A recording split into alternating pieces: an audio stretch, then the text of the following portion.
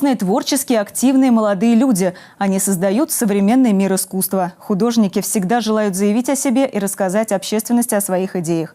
Такую возможность им представил музей имени Эрзи. Там открылась выставка молодых художников «Шифры». Ирина Просолова и Алексей Буянкин расскажут о свежем и оригинальном взгляде на порой привычные вещи. Необычные выставки, нестандартная площадка. В арт-кафе Мордовского республиканского музея изобразительных искусств имени Эрзи в прямом смысле яблоку негде упасть. Яркие, порой эпатажные молодые люди заполнили его до отказа. Они не упустили шанс оценить работы современных художников Саранска. Динамичные мелодии, интересные решения оформления выставочного пространства. Ребята дали волю эмоциям и сделали экспозицию «Шифры» полностью на свой вкус. Получилось креативно и ярко, подобно самим художникам. Поэтому атмосфера в зале заряжает абсолютно всех гостей. Каждое полотно, декоративно-прикладная работа, каждая инсталляция буквально пульсирует энергией и привлекает внимание. Во-первых, каждая работа – это отражение творческой личности, а все ребята очень яркие, талантливые, они хотят совершенствоваться, они хотят чего-то добиться на художественном поприще, и поэтому эти работы – отражение их внутреннего мира. Потому что какие-то работы могут пугать, какие-то восхищать, но самое главное – зритель их увидит, оценит, и это для художника очень важно. Современный мир давно не обходится без технологий.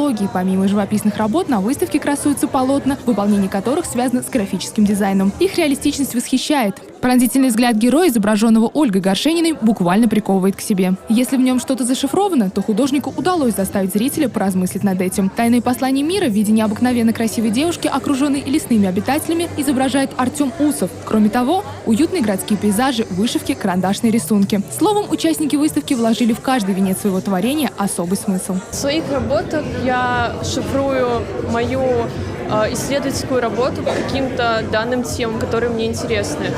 И я хочу, чтобы люди, посмотрев на мои работы, поняли какой-то смысл и углубились в эту тему тоже, как и я. Особого внимания среди графических работ заслуживают листы члена Союза художников России Евгения Шерчкова «Ворота, зерно и глобус» из серии «Следы», которые получили высокую оценку на международном конкурсе «Архиграфика 2016-2017». Зритель пытается понять, какую же мысль зашифровал автор в заброшенных людьми заснеженных деревнях и фермах, которые теперь живут своей жизнью. На самом деле здесь все просто. Нет, я не шифровал в своих работах особенно ничего, просто работа. Я не думаю, что они уж сильно укладываются в какую-то концепцию шифров, просто это то, что я хотел показать. Это всегда нечто внутреннее, на самом деле. Если нет желания чего-то, то ничего не получится. Вот, какого-то внешнего вдохновения его нет, это только то, что в голове. Это еще не все сюрпризы. Молодые художники заявили много интересного. Прямо в фойе развернулся настоящий творческий процесс. Молодой человек, скрывающий лицо в карнавальную маску, изображает на бумаге симпатичную девушку. Конечно же, непривычно и эпатажно. Но он художник, он так видит. Что это значит? Приходите, разгадайте все шифры тайных посланий в музее имени Эрзи до 17 сентября. Ирина Просолова, Алексей Буянкин. Народные новости.